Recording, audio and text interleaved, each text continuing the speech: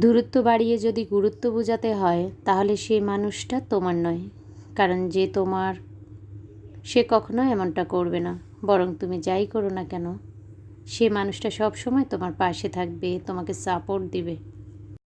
প্রতিষ্ঠিত হলে সবাই পাশে থাকবে, অথচ প্রতিষ্ঠিত হতে কেউ সাহায্য করবে না।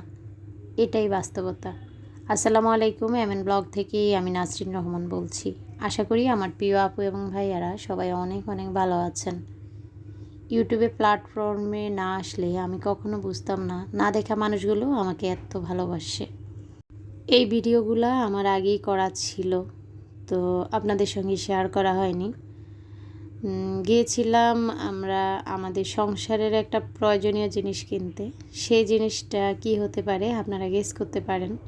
যেমন আমি এখানে ওয়াশিং মেশিন দেখতেছি, তারপর ওভেন দেখতেছি, তারপর এখানে রাইস কুকার দেখতেছি, অনেক কিছু আর কি। তো কোনটা আমি নিব আপনারা গেস করতে পারেন। তো আপনাদের সঙ্গে যদিও আমার শেয়ার করা হয়নি। হ্যাঁ, বাবা মরে যাওয়ার আগেই কিন্তু আমি শপিংয়ে গিয়েছিলাম, তো তখন নেওয়া হয়েছে, কিন্তু সেই ভিডিও আমি আর আপলোড করতে পারিনি। আমি তো বাড়িতে চলে গিয়েছি। তো সেই জিনিসটা ইনশাল্লাহ আমি হয়তো পরবর্তী ভিডিওতে আপনাদেরকে দেখাবো। আমি কি কিনেছি, যারা আমার রেগুলার ভিডিও দেখেন আমার সেই আপুরা গেস করতে পারেন। যদি আপনারা কাছাকাছি কিছু বলতে পারেন, ইনশাল্লাহ পরবর্তী ভিডিওতে আপনাদের কমেন্টসগুলো আমি পড়ব। আজকের ভিডিওতে আমি আমার প্রিয় কিছু আপুর কমেন্টস পড়ব, যারা জানতে চেয়েছেন আমার যে দারাজের কৌটাগুলো আছে সেগুলো কত টাকা দিয়ে কিনেছি এবং কৌটাগুলো কিসের। তো সেই আপুদের কমেন্টসগুলো পড়ব। আশা করি পুরো ভিডিওটা জুড়ে থাকবেন, আপনাদের অনেক ভালো লাগবে। ইউটিউব আমার একটা শখের জায়গা, আর সেই শখের জায়গাটায় এসে আলহামদুলিল্লাহ আমি একটু স্বাবলম্বী হয়েছি, নিজে কিছু করতে পেরেছি। তো বলতে পারেন আমার ঘরে বসে কিছু করার কিছু একটা হয়েছে আর কি। তো যদিও আমার একদমই বুড়ি বুড়ি ইনকাম নেই, তারপর আলহামদুলিল্লাহ সেটা থেকে আমি কিছু আর্ন করতে পেরেছি। এটা কিন্তু আমার কাছে অনেক কিছু। এই ভিডিওটা ছিল আজকে সকালে আমি লাউ, তারপর কুমড়া, বিভিন্ন সবজি দিয়ে আর কি একটু পাতলা খিচুড়ি করেছি। অনেক দিন হয়েছে পাতলা খিচুড়ি খাওয়া হয়নি। আর আমাদের বাসায় কিন্তু পাতলা খিচুড়িটা সবাই অনেক পছন্দ করে। বাচ্চারা এইভাবে কিন্তু আমার সবজি খেতে পছন্দ করে না, কিন্তু আমি যদি তাদেরকে সবজি দিয়ে নুডলস বা কি খিচুড়ি রান্না করে দেই তখন কিন্তু তারা ঠিকই খেয়ে নেয়। তো এখানে আমি 2টা ডিম একসাথে করে ভেজে নিয়েছি খিচুড়ি দিয়ে খাওয়ার জন্য। তো আজকে মাংস নেই, ওরা কিন্তু মুরগির মাংস বা গরুর মাংস থাকলে এই খিচুড়িটা দিয়ে খেতে ভালোবাসে, আর নয় ডিম দিয়ে খায় আর কি। তো ডিমটা আমি পেঁয়াজ মরিচ দিয়ে, হলুদ মরিচ লবণ দিয়ে মেখে নিয়েছিলাম, তারপর সেটা ভেজে নিচ্ছি। আমার প্রিয় প্রিয় আপুরা আমার চ্যানেলের সঙ্গে অ্যাড হচ্ছেন, তো অনেকের আসলে চ্যানেলে আমি ভিজিট করতে পারতেছি না।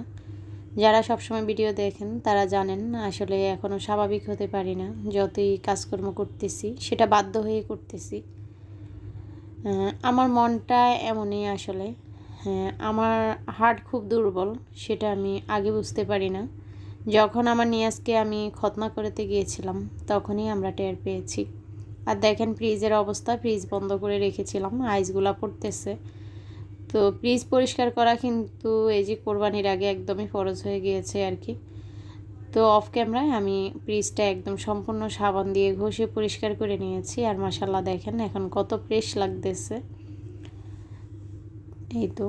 আর উপরে যেগুলো আমার বক্স করা আর কি, ডিফে আর কি, তো সেগুলো আমি বক্সে বক্সে রেখেছি, যেগুলো কোরবানির পরেও বক্সেই থাকবে। আর যেগুলো আমার খাওয়া হয়ে যাবে কোরবানির আগ পর্যন্ত, মাছ মাংসগুলো, সেগুলো আমি প্লেটে এইভাবে রেখে দিয়েছি। তো এই তো ফ্রিজটা কিন্তু আমি পরিষ্কার করে ফেলছি, আলহামদুলিল্লাহ একটা কাজ হয়ে গিয়েছে, নিজের কাছে শান্তি শান্তি ফিল হচ্ছে। তো বলতে নিয়েছিলাম হার্ট দুর্বল। আমার বাবা মরে গিয়েছে, তখন আমার কেমন লেগেছে আমি নিজেই জানি না। আপনাদের ভাইয়া আমরা যখন খবর পেয়েছি যে বাবা স্ট্রোক করেছে, তো পরবর্তীতে বুঝতে পেরেছি যে বাবা আর পৃথিবীতে নেই।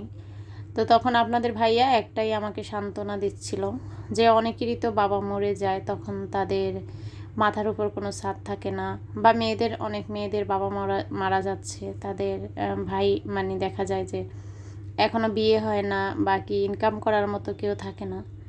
তো তোমার বাবা তোমাদেরকে এমন একটা জায়গায় পৌঁছে দিয়ে গিয়েছে যেখানে তোমার সন্তান আছে, স্বামী আছে, সুন্দর একটা সংসার আছে। তো এত ভেঙে পড়ো না। তুমি যদি এত ভেঙে পড়ো তাহলে তোমার সংসারের কী হবে? আর তুমি তো সব সময় জানো যে তোমার হাড়টা খুব দুর্বল। তো যদিও তোমার এই আত্মনাদ আমি থামাতে পারবো না, কিন্তু এতটুকুই আমি বলতে পারি, নিজেকে কন্ট্রোল করো। তো আসলে এখন আমরা 6 বোন 6 জায়গায় আছি, কিন্তু যখনই আমার বাবার কথা মনে পড়ে আমার এই কান্না হয়তো কোনো দিনও থামবে না, আসলে কোনো দিনও থামবে না। আমি সবসময় আপনাদেরকে বলি আমি এটা বলবো না, কিন্তু আমি যখনই ভয়েস দিতে আসি, কেননা বাবার কথাই আমার মনে পড়ে যায়। আর সেটা মনে পড়ে আপনাদের কারণেই, কেননা আপনারা আমাকে না দেখে আমার বাবার জন্য আমার জন্য এত এত দোয়া করেছেন, আমি কি বলবো। তো যাই হোক, এই জন্যই বলছি আর কি। নিয়াজ যখন খতনা করতে গেছে তখন আমি মানে নিয়াজ যে চিৎকার দিয়েছে বা একটু দেখেছি, সেটা দেখে আমি সেন্সলেস হয়ে গিয়েছিলাম। তো এই জন্যেই দেখা যায় যে স্বাভাবিক হতে চেষ্টা করতেছি, সহ্য করতে পারি না এইসব আঘাতগুলো আর কি। তো যাই হোক, আমি এখানে আপনাদের ভাইয়া ঈদের জন্য আর কি কিছু বাজার নিয়ে এসেছে। মশলা অনেকই আছে বাসায়, কিন্তু তারপরে উনি অল্প অল্প করে কিছু মশলা নিয়ে এসেছে আর কি। তো এই কৌটাগুলা আমি কিনেছি। এই কৌটাগুলা নিয়ে আমার আপুদের অনেক প্রশ্ন ছিল। তার মধ্যে সুলতানা ফিঙ্কি ব্লগ থেকে আপু আমাকে কমেন্টস করেছে, আপু জারগুলা খুবই পছন্দ হয়েছে, দাম বলে দিও। তারপর হয়েছে মীরা ডটার্স আইডি থেকে আপু আমাকে কমেন্টস করেছে, আপু জারগুলা কত নিয়েছে। তারপর হয়েছে তানিজ ডেলি লাইফ ব্লগ থেকে আপু আমাকে কমেন্টস করেছে, আপু জারগুলা কত নিয়েছে জানাবা। তারপর হয়েছে ব্লগস উইথ সুমি, আপু আমাকে কমেন্টস করেছে দারাজের কৌটাগুলো কত নিয়েছে এবং খুব দারুণ হয়েছে আপু। তারপর ডেইলি ফ্যামিলি থেকে আপু আমাকে কমেন্টস করেছে মশলার জারগুলো দারুণ হয়েছে। মৌসুমি নিপা ব্লগ থেকে আপু বলেছে, আপু পটগুলো কত নিয়েছে অবশ্যই জানাবেন। তো বেশিরভাগই প্রশ্ন ছিল যে কৌটাগুলো কত নিয়েছে। তো কৌটাগুলো এখানে 6টা, এটা একটা মানে 6টা একসাথেই ছিল কম্বো প্যাক। তো সেটা নিয়েছিল 1440 টাকা। আমি আবারও বলছি 1440 টাকা, আর কোনো ডেলিভারি চার্জ ছিল না।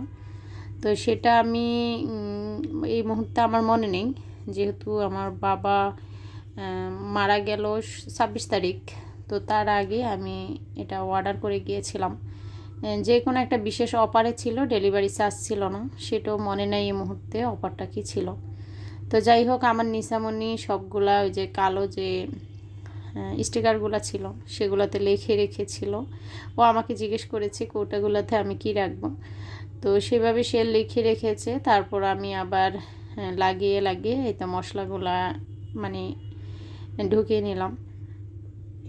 তো বলতে পারেন ঈদের প্রস্তুতি প্রায় শুরু হয়ে গিয়েছে। কিছু কিছু মশলা আমি ঢুকিয়ে রেখেছি, বাকি যে মশলাগুলা করার আর কি সেগুলা করে নিব। তো ইচ্ছা আছে সব প্লাস্টিকের কৌটাগুলো আমি বাদ দিব। আর এই তো বাকি যে মশলাগুলা কাচের কৌটাতে ঢুকানোর পর থাকে আর কি, সেগুলো আমি বরাবরই আমার এই মানে ড্রামটাতে ঢুকিয়ে রাখি। তাহলে হয় কি, এদিকে ওইদিকে কিছুই খোঁজা লাগে না, বড় ড্রামটাতে থাকে। আমার যখন কোনো কিছু শেষ হয়ে যায় আমি মনে করি যে আমার স্টকের যে বাক্সটা সেটাই খুলি আর কি, জাদুর বাক্স এটা। আমার মতো আপনারাও এমন একটা জাদুর বাক্স রাখতে পারেন, যেটাতে কৌটারগুলো শেষ হয়ে গেলে তারপর খুঁজে খুঁজে বের করবেন জাদুর বাক্স থেকে। তো যাই হোক, জাদুর বাক্স সবার ঘরে থাকে না, সেটা আল্লাহ পাকের রহমতে জাদুর বাক্স তৈরি হয়। তো যাই হোক, আমার ভিডিওটা কিন্তু শেষ হয়ে আসছে, জানি না আপনাদের কেমন লেগেছে। তো একটা কথাই বলবো, যদি ভালো লেগে থাকে কোনো অংশ অবশ্যই একটি শেষ মুহূর্তে লাইক দিয়ে যাবেন। সবাই ভালো থাকবেন, সুস্থ থাকবেন। আল্লাহ হাফিজ, আসসালামু আলাইকুম।